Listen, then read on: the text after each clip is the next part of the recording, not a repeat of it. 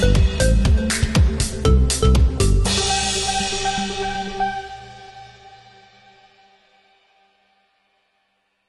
lagi gue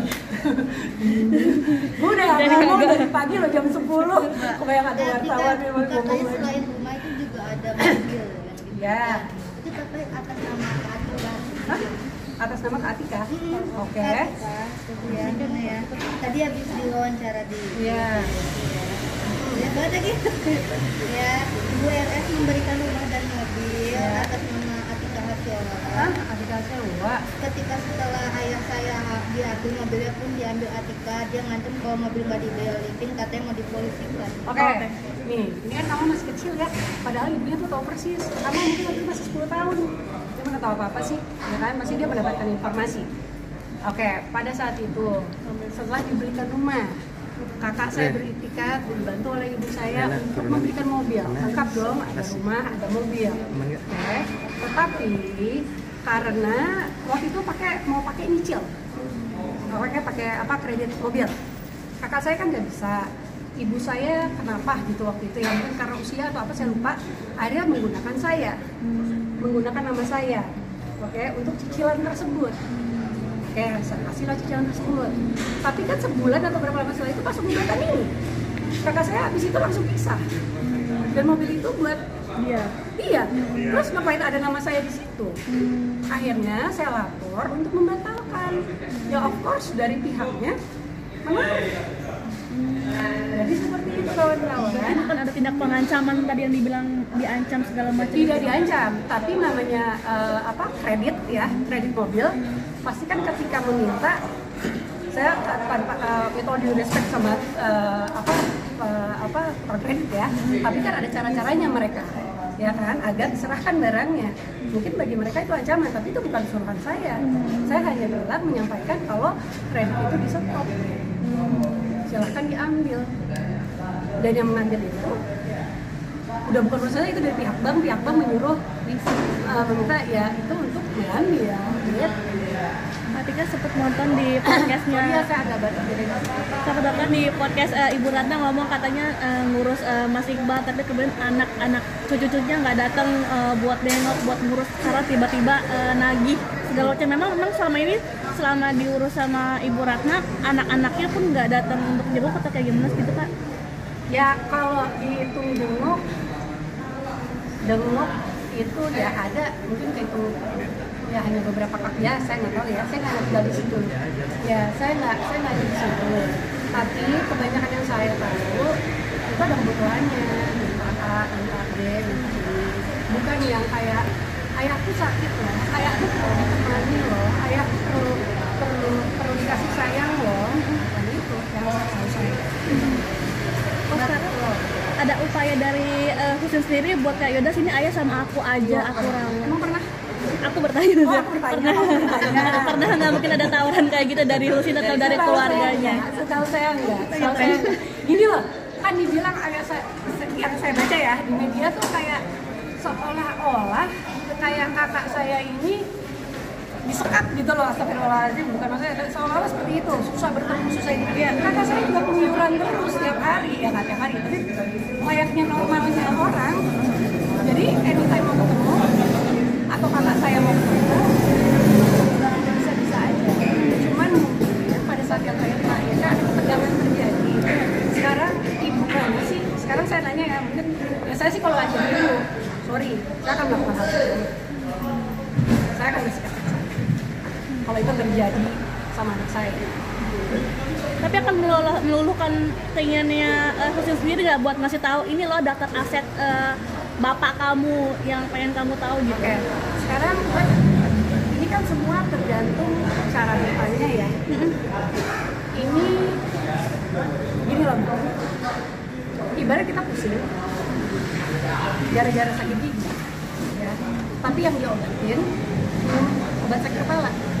Giginya nggak didengar ya. Oke. Nah ini kan ada satu masalah, ada satu penyebab nih. Ini sih satu penyebab ini aja tidak ada upaya untuk membenarkan hubungan antara manusianya. Jadi ketika tiba-tiba ditanya harus begini, dan memang belum haknya secara hukum untuk tahu pun, bukan kewajiban juga Ibu Ratna untuk Sarumpait untuk memberikan. Jadi ya udah, coba suruh ibunya minta maaf, benar-benar diluruskan dulu secara hukum status pernikahannya, minta maaf. Itu kalau dari pihak saya ya, pasti pada pihak mereka kan ada beda versi ya, nggak akan habis. Berarti kan menurut kakak, kan pihak sana selalu mengomentari dan kakak ada alasannya semua tuh jelas kakak jelasin. Berarti bisa disebut mengada-ngada nggak sih dengan laporan-laporan ataupun klarifikasi yang mereka sebutkan gitu seperti apa? Saya bilangnya ini kelanjutan dari tahun 2012 tadi. Upaya yang dilakukan sebelumnya. Artinya dari kan viral gitu kan, maksudnya sih ya kan saat kejadian itu masih kecil gitu dan sekarang masih umurnya jauh gitu ya, usia di bawah mungkin ada dari apa dari 15 dari apa yang juga dari usia juga masih Dari sini ada ke saya. malah emang ngomong di media aja berarti. Ya kalau cuma datang ngomong dikit akhirnya bertengkar, besoknya langsung somasi. Dia udah pernah mensomasi beberapa kali loh.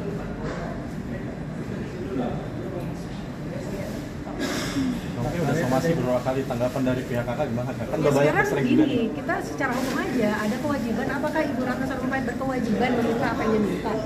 Apakah menyalahkan hukum atau tidak menyalahkan hukum? Oke? Ya selama itu tidak menyalahkan hukum, ya itu kan kewajiban Ibu Ratna. Ya kan? Makanya ini kan urusan keluarga.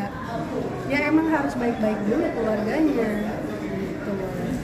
Ketika mohon maaf banget, Pak Iqbal sendiri tahu nggak sih masalah ini tuh? Tahu lah. Gimana responnya dia terkait anak Ya, yang sedih seperti lah. itu segala macamnya? Ya sedih, tapi ya udah. Ya udah. Jadi sedih udah dari tahun 2012 juga sih sebenarnya. Ya udah. Menyayangkan, maksudnya kayak udah lewat kok, sekarang masih diungkit lagi segala macamnya. Ya, saya nggak tahu apa isi perasaannya. Saya nggak tahu. Dulu juga sudah proses cerai ya, Iya. sejak 2012 itu Dan sampai 2021. apa dia ngomong apa lagi sih? Ngelantaran. Iya, nggak dikasih nafkah. Sejak 2021. Ini saya dari tadi ngomong santai, ngomong dulu sih santai ya. Santai bisa buat santai. Dikit lah. Kamu mau dia bilang Ayo. itu ada sebabnya. Ya ada sebabnya. Ya jadi gini loh. Harta Muhammad Iqbal kakak saya ini kan berupa tanah kebanyakan ya. Mungkin ada 2-3 item yang bukan tanah dan itu juga value-nya nggak dalam tanda kutip nggak seberapa gitu ya. Nah ada beberapa item dari berapa item? Lumayan baik. Enggak yang Muhammad Iqbal Ada 2 atau 3. yang kedua. Oke. Dari beberapa item Muhammad Iqbal, yang Iqbal pribadi itu ada 6 atau 7 ya asetnya. Ya. Dan ada sebagian yang sudah terjual dari tahun 2011, makanya bisa beli rumah, ya kan, buat anak istrinya. Itu ada penjualan-penjualan. Yang terakhir penjualan aset itu di tahun 2016, ya itu udah tahun yang lalu. Nah, namanya keuangan kakak saya ini kan nggak bekerja, jadi bertumpu pada penjualan asetnya dan juga topangan dari adik-adiknya, dari Ibu Ratna juga. Ya, jadi selama kurun waktu dari ayah saya meninggal tahun 2007 sampai 2021, walaupun sebisa mungkin Muhammad Iqbal membiayai anak-anaknya dengan biayanya sendiri, tapi karena ada keterbatasan, maka ada sering sekali terjadi waktu-waktu di mana harus ditopang oleh adik-adiknya, ya, untuk keperluan dia pribadi dan untuk juga anak-anaknya. Oke. Penjualan aset terakhir adalah tahun 2016. Ya, udah lama.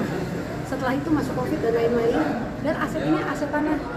Aset tanahnya lokasinya juga nggak yang mudah. Oke, ada di Lombok, ada di mana. Dimana kalau misalnya teman-teman tahu penjualan tanah itu nggak mudah, nggak kayak jual pakaian di Shopee gitu.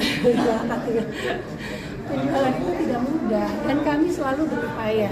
Oke, jadi dari tahun 2016 itu otomatis kan berkurang keuangannya, ditopang lah sama adik-adiknya sampai akhirnya tahun 2021 adik-adiknya ini kan juga punya urusan masing-masing. Ada yang keadaan keuangannya juga tidak baik, ada yang harus memprioritaskan urusan untuk hal lain, sehingga pada tahun 2021 ditambah kejadian di mana yang seperti tadi saya ceritakan, hal-hal yang menurut saya menyinggung, menyakiti kakak saya dan pihak keluarga, di mana dia menolak untuk menceraikan kakak saya padahal dia udah menikah dengan laki-laki lain. Jadi adik-adiknya ini nggak tahu alasan apa juga untuk ngebantu gitu kan, karena ada prioritas lain juga yang harus didahulukan. Muhammad Iqbal ada uang dari penyewaan kos-kosan lah ya, tapi uang yang dia miliki itu hanya cukup untuk membiayai hidupnya sendiri. Oke, pengobatannya dia dengan murah gitu loh. Udah. Sekarang apakah saya yang jadinya nggak bertanggung jawab? Karena kan dia punya ayah. Enggak, saya nggak bilang ayah baru itu lantas yang menjadi tanggung jawab, enggak. Ya, tapi kan ada ibunya yang masih sehat juga, ya kan? Saya kerja juga kok, saya patungan juga kok sama suami saya. Gitu, saya banyak teman-teman di sini juga patungan sama suaminya kan, nggak sampai anaknya telantar, ya kan? Apalagi dia menikah lagi dengan laki-laki, kan? Ngurusin laki-laki itu lebih berat loh daripada kerja. Ayo aku. Berarti Kak, kalau dilihat dari cerita gini artinya dari pihak ibunya yang ingin menguasai dari harta. Itu kembali kepada Silakan menilai sendiri. Tapi mungkin mengingat si Husin kan masih belum di bawah umur ya pada waktu itu ya. Maksudnya masih belum dewasa gitu kan.